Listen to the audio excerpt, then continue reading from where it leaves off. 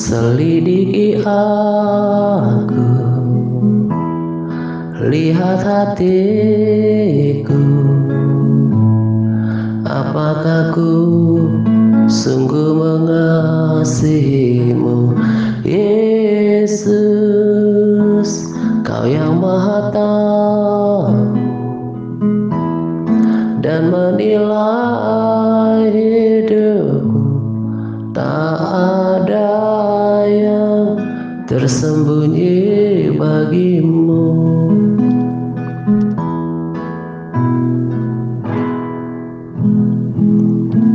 Selidiki aku,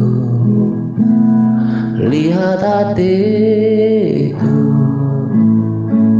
Apakah ku sungguh mengasihimu, Yesus? Kau yang Maha Tahu dan menilai hidupku. Tak ada yang tersembunyi bagimu.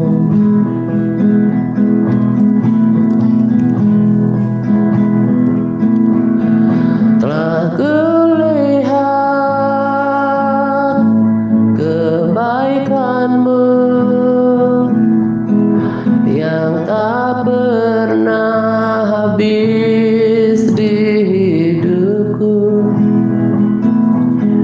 Ku berjuang sampai akhirnya kau dapati aku tetap setia.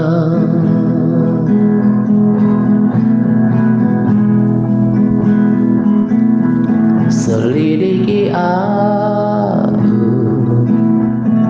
lihat hatiku.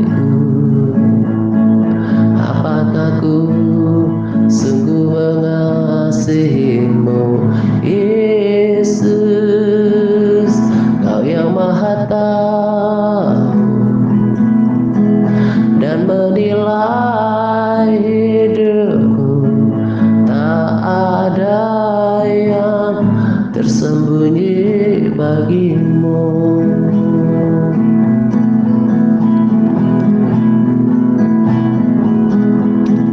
Telah kulihat kebaikanmu yang tak pernah habis di hidupku. Ku berjuang sampai akhirnya kau dapati aku tetap setia. Telah kulihat kebaikanmu yang tak pernah habis di hidupku.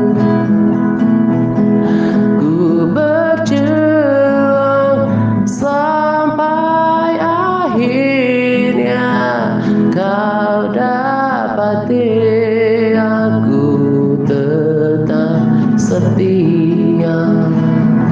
Kau dapati aku tetap setia. Kau dapati aku tetap setia.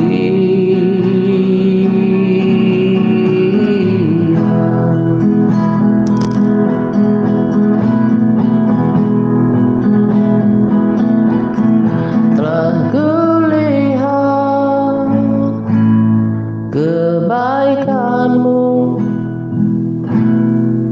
yang tak pernah habis di hidupku. Ku berjuang sampai akhirnya kau dapati aku tetap setia. Telah kulihat kebaikan pernah habis di hidupku. Ku berjuang sampai akhirnya kau dapati aku tetap setia. Kau dapati aku tetap setia. Kau dapati aku tetap setia.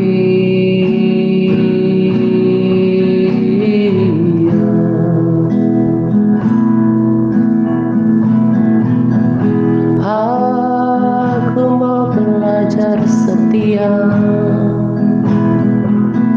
Aku mau berjuang.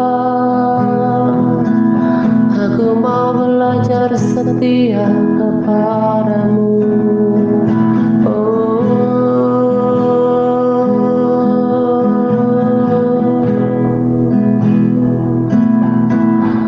Engkaulah kekuatanku Tuhan Yesus.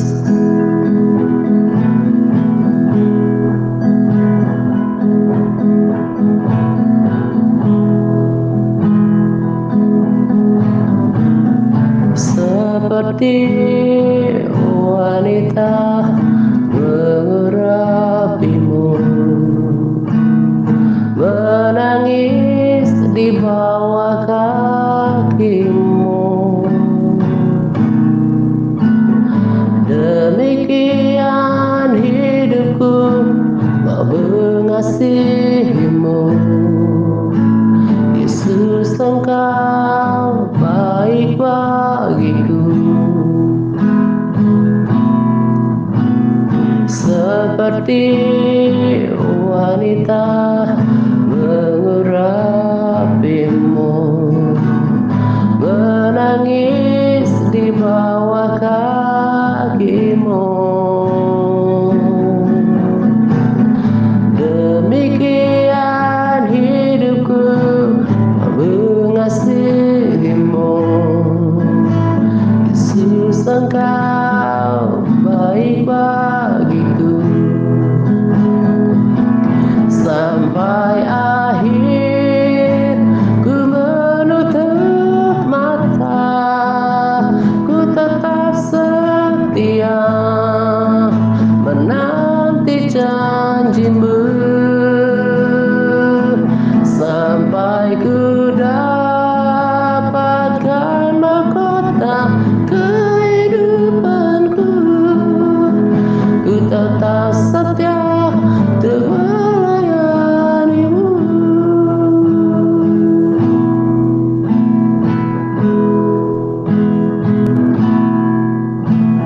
Seperti wanita mengurapimu, menangis di bawah kakimu. Demikian hidupku mengasihimu. Yesus, Engkau baik bagiku. Sampai akhir ku menutup mata, ku tetap setia menanti janjimu.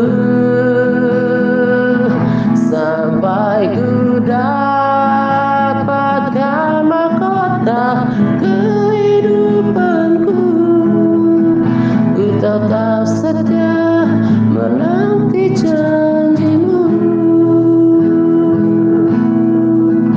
Ku tetap setia menanti janjimu.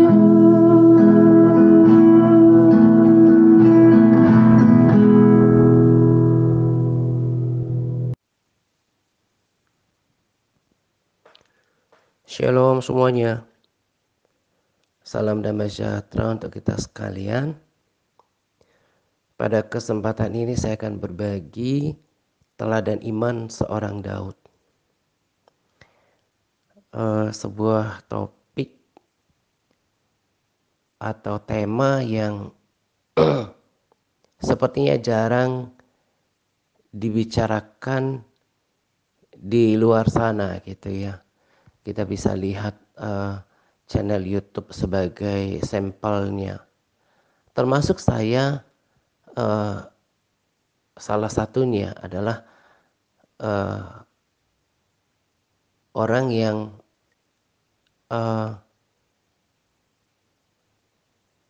bahkan hampir tidak pernah ya, baru kali ini fokus menyoroti teladan seorang Daud, teladan iman khususnya gitu ya. Kalau teladan hidup yang lain, terutama tentang ketaatannya, kecintaannya terhadap Taurat Tuhan, teladan doa pujian penyembahannya dan hidup yang berkenan, itu sudah sering saya bahas gitu. Tapi kali ini saya akan menonjolkan, mengangkat tentang teladan iman seorang Daud ketika saya baca di Mazmur 17 ayat 6. Saya sedang membaca kitab ini sekarang gitu ya. Saat ini saya sedang membaca kitab Mazmur. Di Mazmur 17 ayat 6 berkata, "Aku berseru kepadamu karena Engkau menjawab aku, ya Tuhan." Jadi saya bold karena Engkau menjawab aku, ya Tuhan. Jadi sebuah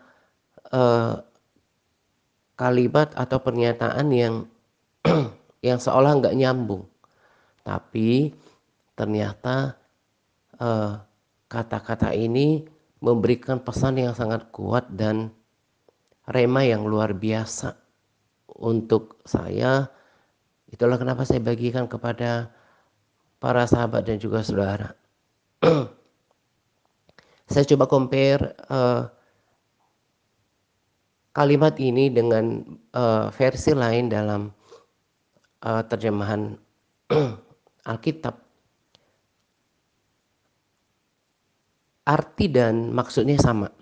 Jadi, aku berseru kepadamu Tuhan, kepadamu karena Engkau menjawab aku, ya Allah. Sendengkanlah telingamu kepadaku, dengarkanlah perkataanku. Jadi yang tadi kan saya katakan seolah nggak nyambung. Jadi yang relevan sebetulnya dengan kalimat aku berseru kepadamu, sendengkanlah telingamu kepadaku, dengarkanlah perkataanku, mohon pertolonganmu ya Tuhan, lepaskanlah aku. Kurang lebih seperti itu kan harusnya kalimat-kalimat yang mengikuti sebuah doa. Tapi sebelum permohonan-permohonan lain disampaikan dari dalam hati Daud di dalam doanya, dia katakan bahwa karena Engkau menjawab aku, ya Tuhan. Nah, apa yang kita bisa belajar? Apa pesan daripada kalimat ini? Saya tulis pada capas bahwa selain karena keyakinan, selain pernyataan iman, Daud juga menegaskan lewat kata-kata itu bahwa ia memiliki pengalaman atau kesaksian akan doa. Jadi Daud seolah berkata bahwa kenapa saya berdoa saat ini? Kenapa saya doa lagi dan berdoa lagi? Karena ada ingatan, ada catatan, ada sejarah bahwa Tuhan menjawab doa-doa Daud sebelum-sebelumnya. Jadi kenapa sampai Daud katakan bahwa aku berseru kepadamu karena Engkau menjawab aku. Saya datang berdoa kepada Tuhan karena kenyataannya, faktanya Tuhan itu menjawab doa. Nah, itu yang harus, sikap seperti itu yang seharusnya kita miliki sebagai orang beriman, orang percaya. Sekalipun sesungguhnya jawaban Tuhan itu tidak selalu iya. Ada kalanya ya itu kita harus menunggu, bahkan Tuhan jawab tidak, karena Tuhan tahu jawaban doa, karena Tuhan tahu yang terbaik untuk kita. Nah, Tuhan akan menjawab ya atau menunggu, bahkan ya dengan jawaban tidak seperti yang kita minta. Tapi judulnya bahwa Tuhan itu penjawab doa. Nah, sikap seperti ini seharusnya inilah yang wajarnya dimiliki oleh seorang yang percaya kepada Tuhan. Maka dia tidak akan pernah berhenti berdoa. Nah, nanti saya akan tekankan kembali. Tapi di awal ini saya katakan bahwa kenapa saya bagikan rema yang luar biasa ini. Saya mau tekankan kepada kita, jangan sampai karena kita kurang, saya pakai istilah komponennya, jangan sampai karena kurangnya komponen iman atau percaya penuh di dalam doa kita, sehingga kita tidak menerima jawaban doa kita. Sebab firman Tuhan berkata, kalau orang berdoa dengan kebimbangan, dengan keraguan, jangan ia mengira bahwa ia akan menerima sesuatu daripada Tuhan. Di Capa saya katakan bahwa ada komponen yang tidak boleh ada dalam sebuah doa kalau mau dijawab oleh Tuhan. Di Yakobus 1 ayat 6 sampai 7, dan juga ada versi ILT3, di situ saya bold bahwa nggak boleh bimbang, nggak boleh ada keraguan karena ketidakpercayaan kita. Dikatakan di sana, kalau orang bimbang, jangan mengira dia menerima sesuatu daripada Tuhan. Jadi saya mau tegaskan, kalau tadi saya katakan jawaban Tuhan kan tidak selalu persis seperti apa yang kita mintakan. Tapi Tuhan akan judulnya, dia adalah penjawab doa. Entah seperti apa yang kita doakan, kalau itu baik bagi kita, atau dengan jawaban lain. Karena Tuhan punya jawaban yang lebih tepat untuk kita. Tetapi saya mau katakan, jangan sampai karena kebimbangan kita, keraguan kita, karena ketidakpercayaan kita, sehingga kita tidak menerima jawaban doa. Judulnya bagi saya, Tuhan itu adalah penjawab doa. Tuhan itu adalah penjawab doa. Nah, entah seperti apa yang kita mintakan atau seperti yang Tuhan rancangkan, karena apa yang dalam pikiran Tuhan itu lebih tinggi, lebih baik daripada apa yang kita pikirkan. Lagi-lagi saya katakan, saya hanya mau tekankan kepada kita, jangan sampai karena kita bimbang, karena kita ragu, karena kita setengah hati, ya seperti teladan Abraham, dia nggak setengah hati gitu ya. Jangan sampai karena komponen ini dalam doa kita kemudian berdoa tapi nggak harap, kita tidak dapatkan sesuatu. Nah, kita mau belajar dari teladan Daud yang berdoa dengan penuh iman. Tuhan selalu jawab doa Daud, tapi jawaban doa Daud tidak selalu persis seperti apa yang dimintakan. Tapi ada kalanya jawaban Tuhan adalah dengan memberikan hal yang berbeda. Gitu. Jadi kalau setiap kita memahami ini, maka kita tidak akan pernah berhenti dalam berdoa. Nanti di akhir dari sharing saya akan bagikan beberapa kesaksian, dan saya sungguh bersyukur bahwa Tuhan hari-hari ini sedang mengajarkan saya bagaimana memiliki kapasitas iman yang lebih besar. Nah, di ayat yang saya bacakan lagi dulu tentang teladan iman Daud. Di ayat yang ke-7 dari Mazmur 18 dikatakan, ketika aku dalam kesesakan, aku berseru kepada Tuhan, kepada Allahku aku berteriak minta tolong. Ia mendengar suaraku dari baitnya. Terjemahan ILT3, ia mendengar seruanku dari baitnya, dan seruanku ke hadapannya sampai ke telinganya. BIMK katakan, dari rumahnya ia mendengar suaraku, dan memperhatikan seruanku.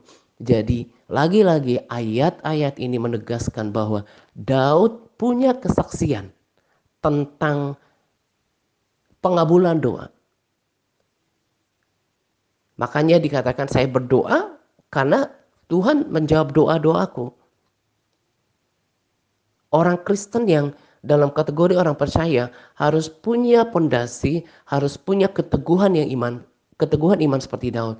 Bahwa kalau saya berdoa, Tuhan menjawab doa. Entah persis seperti yang saya minta. Atau dalam bentuk lain. Ya, saya tahu Tuhan akan menjawab doa.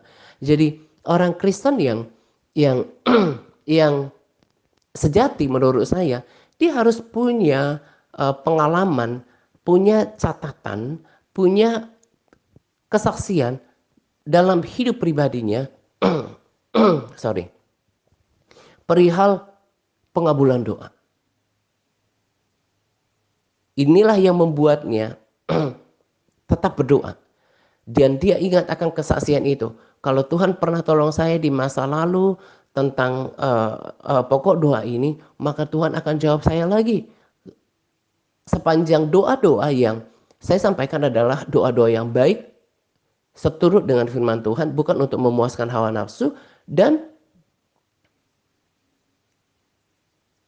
selain untuk kebaikan saya, untuk kebaikan orang lain, apalagi untuk kemuliaan Tuhan, Tuhan pasti jawab. Karena segala sesuatu yang baik itu pasti datang daripada Tuhan. Kebanyakan orang Kristen tidak mendapatkan sesuatu karena nggak berdoa, kan? Alkitab katakan seperti itu. Dia nggak dapatkan sesuatu karena nggak berdoa atau salah berdoa. Dia berdoa untuk hawa nafsunya. Nah, penekanan saya pada sharing ini, kita yang berdoa, jangan sampai kita berdoa nggak dapat sesuatu karena apa? Ternyata di dalam doa kita itu ada komponen, ada sesuatu yang mencemarkan, komponen yang asing, yaitu kebimbangan, keraguan. Kita harus tanamkan dalam hati bahwa Tuhan penjawab doa. Seperti Daud, doaku didengar oleh Tuhan sampai ke dalam hadiratnya. Saya dalam berdoa, saya katakan bahwa doa-doaku ini didengar oleh Tuhan dan sampai ke hadiratnya. Dan itu harus dilatih, kita harus tanamkan di hati dan harus mampu mengabaikan kemampuan manusiawi kita. Kita harus mengabaikan pikiran kita yang terbatas, apalagi perasaan kita. Kita harus bangun, ketika kita bangun kualitas iman kita bahwa Tuhan penjawab doa. Kepada apa kita dasarkan doa-doa kita? Kita harus dasarkan doa-doa kita bahwa Tuhan penjawab doa, lalu Tuhan juga punya kuasa untuk melakukannya dan Dia mau melakukannya untuk kita. Nah, ini kita harus percaya penuh, kemudian kita percaya bahwa Tuhan sanggup melakukannya. Saya ketika membaca pasal yang berbeda di kitab Mazmur gitu ya, saya renungkan bagaimana Tuhan membentangkan langit ini dari ujung ke ujung. Betapa dahsyatnya Dia. Nah, kekuatan untuk menciptakan itu saja itu belum lagi yang menciptakan berbagai rasa rasa makanan gitu ya. Lalu kalau kita renungkan ketika Tuhan berbicara kepada Ayub gitu ya. Kamu tahu nggak gimana aku menciptakan semuanya gitu ya. Jadi selain berbagai rasa makanan ya, perhatikan. Kalau sungguh perhatikan ketika membaca Ayub, saya ketika menikmati kitab Ayub itu saya dapatkan tingkat pemahaman dan pengertian yang lebih tinggi gitu. Bagaimana Tuhan bukan cuma menciptakan hewan-hewan, tapi semua perilaku itu, misalnya anjing akan menjadi berperilaku yang setia, anjing kesayangan, kucing, perilaku kucing dan anjing kan berbeda dengan harimau, dengan singa, dengan yang lain-lain. Itu semuanya itu nggak kebetulan terjadi. Itu semua itu didesain sama Tuhan, dibuat sama Tuhan, dan itu kita nggak bisa lihat komponen itu, tapi kita bisa lihat perilaku itu. Itu semua diciptakan Tuhan dengan begitu detailnya. Berbeda perilaku anjing dengan kucing, dengan hewan yang lain. Bacalah. Belum lagi planet-planet yang lain. Betapa dahsyatnya Tuhan. Maka orang yang kenal Tuhan akan tahu bahwa permohonan-permohonannya itu tidak ada apa-apanya dengan kemampuan Tuhan yang hebat dan luar biasa. Makanya dalam berdoa dia harus memiliki kepercayaan penuh akan kekuatan Tuhan. Lalu dia harus percaya, kita harus percaya bahwa Tuhan itu setia dan Tuhan mau melakukannya bagi kita. Kenapa kita harus punya uh, uh, tanamkan di dalam hati bahwa dia akan melakukannya bagi kita? Kenapa? Karena darahnya saja udah dicurahkan, nyawanya aja udah dikasih. Lalu dia sudah tebus kita. Dia jadikan kita seperti biji mata yang dijaga, sama seperti kita melindungi mata kita. Ketika ada sesuatu yang mengganggu, maka kita akan refleks untuk melindunginya. Demikian juga dengan Tuhan. Kita anak-anaknya. Nah, jadi selain percaya penuh pada kuasa Tuhan, kita juga harus mengenal dia Tuhan yang setia, dia Bapa yang baik dan dia akan melakukannya. Nah, kalau komponen ini ada di dalam doa kita, maka kita akan melihat hal-hal yang luar biasa terjadi dalam hidup kita. Tapi selalu saya katakan ya, jangan berpikir, oh saya doakan, saya ada pokok doa kok udah lama tapi nggak dijawab oleh Tuhan. Saya berdoa tentang ini tapi nggak dijawab oleh Tuhan. Tadi saya katakan, jangan sampai, saya hanya tegaskan lebih utama lewat sharing ini, jangan sampai tidak terjadi apa-apa karena kita kurang iman. Coba cek, jangan-jangan selain kurang iman kita salah berdoa. Atau Tuhan minta kita menunggu atau sesuatu yang lain Tuhan sudah siapkan gitu. Nah, jadi jangan sampai, coba dicek ketika berdoa gitu ya. Apakah setelah berdoa lalu kemudian doa kita itu kemudian bisa batal ketika dalam perjalanan menunggu jawaban doa itu, kita izinkan keraguan ada dalam hati kita, kebimbangan, itu akan membatalkan apa yang kita doakan. Harus percaya bahwa Tuhan penjawab doa. Harus percaya bahwa Tuhan sanggup melakukannya. Dan kita harus percaya bahwa Tuhan mau melakukannya bagi kita. Nah, itu harus di di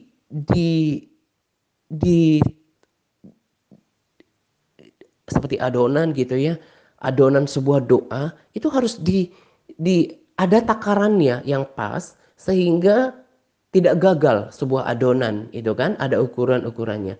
Supaya tidak gagal, diibaratkan permohonan doa kita seperti adonan yang kita naikkan kepada Tuhan, Tuhan masak, Tuhan persiapkan dan Tuhan wujudkan dalam kehidupan nyata kita. Adonannya itu, komponennya itu harus ada.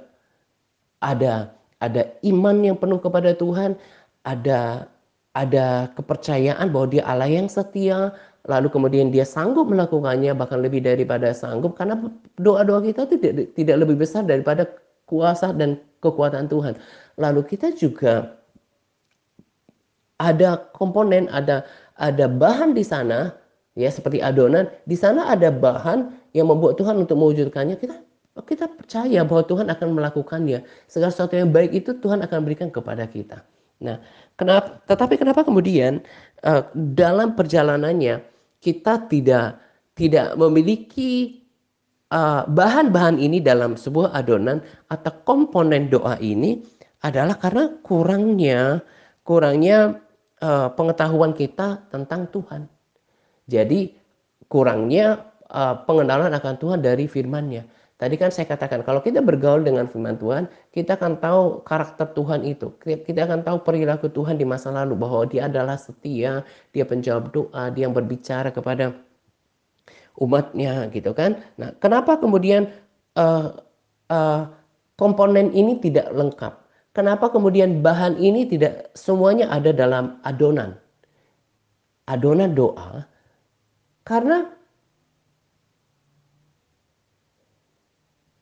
kurangnya pengetahuan tentang Tuhan. Berarti nggak baca firman. Kalau kita membaca firman Tuhan itu kan mengajarkan kita tentang siapa Tuhan, tentang kesaksian tentang Tuhan dan perilaku Tuhan di masa lalu. Nah, jadi selalu awalnya itu adalah pentingnya pengenalan akan Tuhan lewat firman-Nya. Jadi makanya kalau baca firman jangan cuma rutinitas, tapi harus betul-betul sungguh mau mempelajari, sungguh-sungguh mau belajar juga dari pengajaran-pengajaran di YouTube. Banyak pengajaran tentang firman Tuhan. Jangan sampai punya selera yang sangat minim dalam belajar firman Tuhan, lalu juga mau merenungkannya. Nah, sikap hidup apa yang kemudian membuat kita yakin? Selain tadi pembekalan tentang pengetahuan firman Tuhan dari pembacaan firman Tuhan, maka sikap hidup apa yang membuat kita bisa yakin seperti Daud? Nah, kita harus belajar dari sikap hidup Daud. Ada di Mazmur 18 ayat 20 sampai ayat 20 sampai 22, 23, 24 sampai 26 gitu ya. Nah, saya tulis di capas, sikap hidup apa yang kita perlu belajar sehingga kita selain firman Tuhan tadi, supaya kita nggak tertuduh, supaya kita merasa layak untuk membawa adonan doa kita kepada Tuhan gitu ya. Hiduplah dalam ketaatan. Kalau kita tidak taat, kita akan tertuduh. Hidup suci atau kudus, takut akan Tuhan. Takut akan Tuhan itu kan berarti menjauhi kejahatan. Percaya penuh pada janji Tuhan dan firman-Nya, tadi saya sudah ulangi. Percaya kepada kuasa dan kekuatan Tuhan. Percaya pada Tuhan peduli dan mau melakukannya bagi kita. Harus memiliki ketekunan dalam berdoa. Kenapa? Karena Daud itu kan menyatakan teriakannya, pergumulannya, permohonannya itu kan dalam doa. Saya tulis di situ dalam tanda kutip bahwa di dalam doa kita mengadakan berbagai deal dengan Tuhan. Mau minta apa, mau memohonkan apa, itu kan dalam momentum berdoa. Nah, poin-poin tadi itu dituliskan dalam Mazmur 18 ayat 20, 21 sampai 26 tadi. Saya katakan bahwa uh, uh, saya langsung masuk ke yang di bold. Sebab aku tetap mengikuti, oke saya baca dari ayat 20 deh, 21. Tuhan memperlakukan aku sesuai dengan kebenaranku. Ia membalas kepadaku sesuai dengan kesucian tanganku. Sebab aku tetap mengikuti jalan Tuhan dan tidak berlaku fasik terhadap Allahku. Sebab segala hukumnya aku perhatikan dan ketetapannya tidaklah kujauhkan daripadaku. Aku berlaku tidak bercela di hadapannya dan menjaga diri terhadap kesalahan. Nah, ini yang mendukung catatan capas saya. Bahwa kalau kita mau doa kita dijawab oleh Tuhan, kita harus hidup taat. Selain tadi memiliki pengetahuan yang mumpuni, yang dalam tentang Tuhan melalui pembacaan firman-Nya, belajar firman-Nya. Kita harus memiliki kehidupan yang taat. Kita harus menjaga hidup kita suci dalam hati, dalam pikiran, dalam perkataan, dalam perbuatan. Percaya penuh kepada Tuhan, takut akan Tuhan. Takut akan Tuhan itu berarti, dan itu terwujud bukan cuma di depan orang. Takut bukan ketakutan ya. Takut akan Tuhan yang disertai integritas hati. Sekalipun orang nggak lihat, tapi sekalipun orang nggak ada yang menyaksikan dia, tapi dia tetap menjaga hati, pikiran, perkataan dan perbuatannya seturut dengan firman Tuhan. Nah, orang yang hidup dalam ketaatan, hidup dalam kesucian, takut akan Tuhan, lalu ketika dia berdoa, percaya penuh pada janji Tuhan, percaya pada kuasa Tuhan, Tuhan akan melakukannya bagi dirinya. Dia tetap memiliki ketekunan dalam berdoa, sungguh-sungguh dalam berdoa, maka dia akan melihat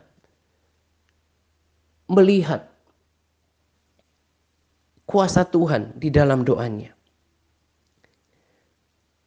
Ada teladan iman Abraham.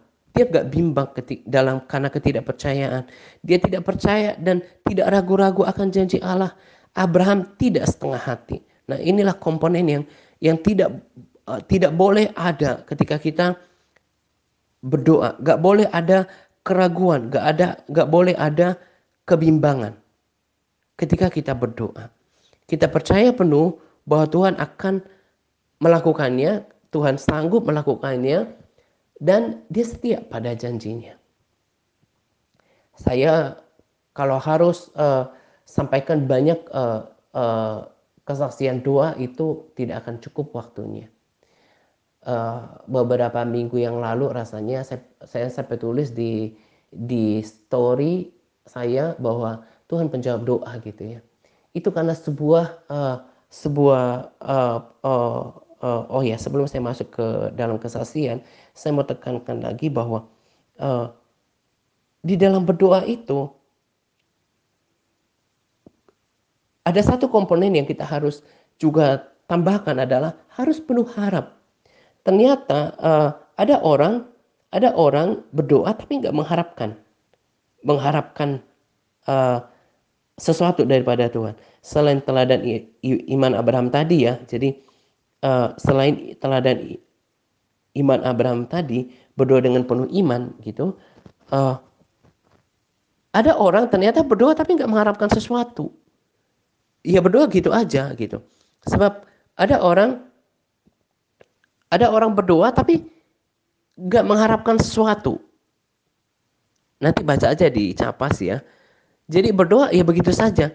Tapi kalau orang yang mau sungguh-sungguh doanya dijawab oleh Tuhan, selain penyerahan penuh kepada Tuhan, dia harus tetap mengharapkannya di dalam hati. Ada ada ada janji Tuhan yang manis kepada kita bahwa orang yang berharap kepada Tuhan, Tuhan adalah baik kepada orang yang berharap kepadanya. Ratapan 3:25 adalah baik. Menanti dengan diam pertolongan Tuhan. Berarti kan berharap sama Tuhan. Mazmur 147 ayat 11. Tuhan senang kepada orang-orang yang takut akan Dia. Koma. Berarti masih sambungan daripada kalimat yang sebelumnya kan, belum titik. Tuhan senang kepada orang yang berharap akan kasih setianya. Diberkatilah orang yang mengandalkan Tuhan, yang menaruh harapannya kepada Tuhan. Jadi ketika kita berdoa, kita harus harapkan sesuatu terjadi dalam doa-doa kita. Saya bertekad, ketika saya berdoa, saya menambah list, menambah daftar hal-hal yang akan saya terima daripada Tuhan.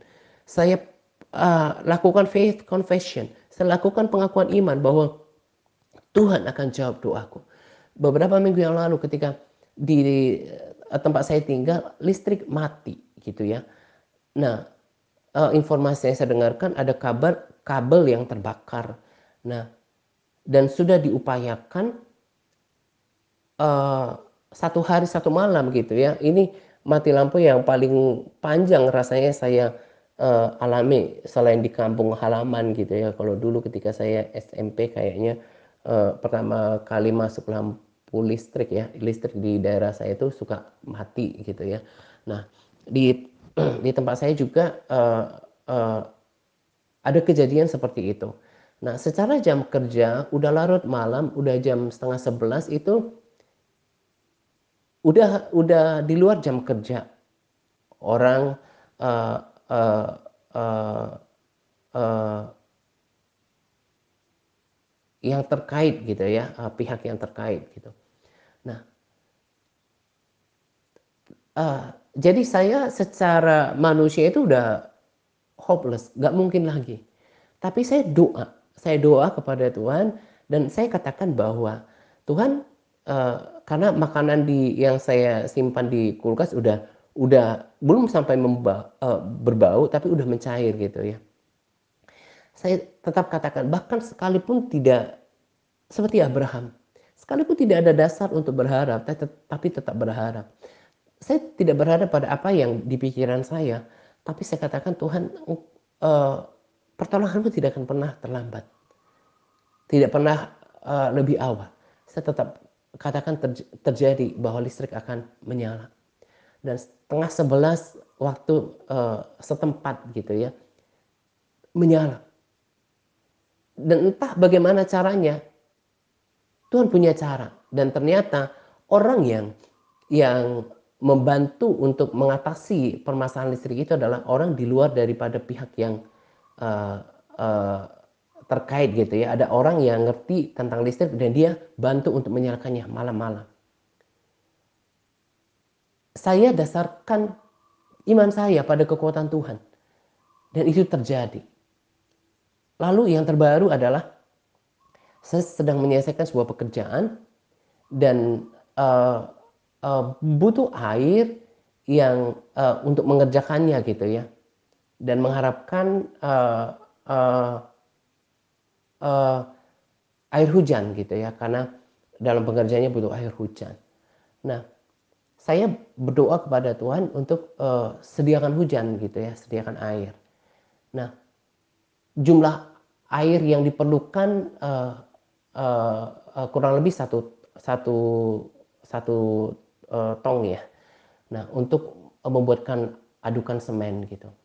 Nah, saya berdoa sungguh-sungguh pada Tuhan untuk minta air, minta hujan gitu. Nah, hujannya turun tapi nggak lebat amat gitu ya. Nah, itu cuma gerimis dan uh, uh, dan ini menjadi pengalaman pribadi saya ikut Tuhan gitu. Datang hujannya, saya bersyukur, saya tetap katakan bahwa akan terjadi. Tuhan menjawab doa saya. Nah, karena gerimis agak panjang kan ya. Jadi datang dulu. Udah mau berhenti, saya bilang Tuhan belum penuh. Masih sepertiga ini, belum cukup untuk keperluan besok. Jadi gerimis ini udah mau berhenti. Ini kesaksian saya pribadi gitu ya. Nah, akhirnya gerimisnya datang lagi. Udah 2/3. Belum penuh. Saya katakan bahwa saya akan mendapatkan air penuh bahkan lebih daripada yang saya butuhkan. Betapa deg-degannya ketika seperti dalam pertarungan iman itu, gak langsung datang hujannya, gerimis pula yang datang. Satu tahap masih sepertiga, dua tahap 2/3. Dan saya katakan belum penuh. Saya tetap berdoa, saya katakan Tuhan akan mencukupkan seperti yang saya butuhkan. Dan datang lagi tahap yang ketiga, gerimis. Saya bisa bayangkan bagaimana pertaruhan Elia dalam kondisi tidak ada hujan, meminta hujan. Hanya apa yang diperlukan? Keteguhan iman. Keteguhan iman kepada Tuhan. Bahwa Tuhan setia pada janjinya, Tuhan penjawab doa. Tuhan sanggup melakukannya. Tuhan Tuhan mau melakukannya. Dan itu akan menjadi catatan bagi saya dalam mengikut Tuhan. Sebenarnya di waktu lampau juga udah banyak gitu ya. Nah, tetapi terus itu kan sebuah pertaruhan ya. Pertaruhan bagaimana saya tetap percaya. Udah mau berhenti, tapi saya bilang belum cukup Tuhan. 2/3 belum penuh. Saya katakan terus bahwa saya akan mendapatkan lebih daripada bahkan yang saya butuhkan sampai tumpah-tumpah gitu. Datang lagi seperti 3 gelombang. Itu terjadi menjadi pengalaman iman. Lalu saya minta hujan di situ. Dan pada sisi lain, pada kondisi yang berbeda, saya justru mengharapkan jangan hujan. Karena pengerjaannya itu butuh untuk pengeringan. Kondisinya juga berbeda. Kondisinya juga menegangkan gitu ya. Sudah sangat mendung berat gitu ya, mendung udah tanda-tanda bahwa hujan, bahkan gerimisnya sudah ada, tapi nggak seperti gerimis yang panjang seperti kesaksian saya sebelumnya. Udah tanda-tanda mau turun hujan, saya katakan enggak. Apa yang terjadi adalah apa yang saya imani, dan itu terjadi. Banyak hal, terutama dalam hal beriman, Tuhan ajarkan saya. Tapi saya dalam iman itu saya katakan Tuhan, tapi yang terbesar itu kan kasih. Saya juga mau berdoa dengan iman supaya Tuhan tambahkan kasih, karena yang terbesar itu kasih gitu ya. Karena saya juga rindu hidup saya ini lebih sempurna dalam Tuhan gitu ya. Nah, memang kesaksian tentang iman, tapi saya juga beriman untuk Tuhan ubahkan saya menjadi lebih mengasihi Dia, lebih mengasihi dalam sesama dalam melayani. Nah, fokus atau kembali pada iman. Ketika kita beriman, kita harus bisa mematahkan kemampuan pikiran kita. Tuhan memberikan kita pikiran, hikmat untuk kita pakai. Tapi ketika kita beriman, kita harus betul-betul transfer bahwa kekuatannya bukan lagi kekuatan kita, kemampuannya bukan kita, rumusnya bukan lagi kecerdasan kita, tapi semua kembali kepada iman, percaya bahwa Tuhan setia pada janjinya, Tuhan sanggup melakukannya, Tuhan mau melakukannya. Lagi-lagi tadi saya katakan bahwa penekanan sharing pada kesempatan ini, yang saya mau katakan adalah jangan sampai karena kekurangan iman, kita tidak menerima jawaban doa. Apa komponennya? Percaya penuh kepada janji Tuhan. Percaya kepada kuasa Tuhan. Percaya Tuhan mau melakukannya. Tuhan setia. Dan kita tidak boleh membiarkan keraguan, kebimbangan. Dan ketika berdoa harus penuh harap. Ternyata ada loh orang, dia berdoa tapi dia nggak harapkan itu terjadi. Jadi selama kita tenggang waktu ketika kita berdoa, hati kita harus tetap berharap Tuhan menjawab doa. Entah persis seperti yang kita harap doakan atau dengan jawaban lain. Jadi terus berharap, itulah yang menggerakkan hati Tuhan. Makanya perlu dilakukan faith confession, baik ketika di luar dalam sikap berdoa, ataupun ketika berdoa selanjutnya, mengucap syukur, terima kasih karena Engkau akan melakukannya bagiku. Pernyataan iman, itu yang menggerakkan hati Tuhan. Tuhan tertarik dengan iman seorang perwira. Tuhan tertarik dengan iman seorang wanita pendarahan. Tuhan bahkan tertarik dengan iman sebesar biji sesawi. Saya bukan cuma diberkati, tapi dilatih oleh Tuhan untuk beriman lebih lagi. Dan itu yang diharapkan. Ya, saya harapkan dari saya berbagi sharing ini. Jangan sampai kita berdoa, tapi nggak disertai iman. Nggak percaya kuasa Tuhan. Kita nggak percaya bahwa Tuhan itu setia. Bahkan kita merasa tidak layak menerima jawaban Tuhan. Kenapa? Karena tadi kita kurang pengetahuan tentang Tuhan. Kita karena kita nggak taat, kita nggak hidup suci gitu kan. Nah, makanya lewat pengajaran ini, lewat sharing ini, selain saya fokus pada bahan pada adonan doa, komponen pada sebuah doa, saya mau juga sampaikan pada kita, persesuaikan sikap untuk menerima jawaban doa. Hidup benar, hidup suci, hidup dalam takut akan Tuhan, hidup dalam ketaatan. Makanya ketaatan itu bukan cuma untuk keselamatan nanti, memang itu lebih utama. Tapi dalam hidup kita, jangan kita sampai merugikan diri kita sendiri karena sikap ketidaktaatan kita. Kita nggak mau taat, itu kan akan menghalangi.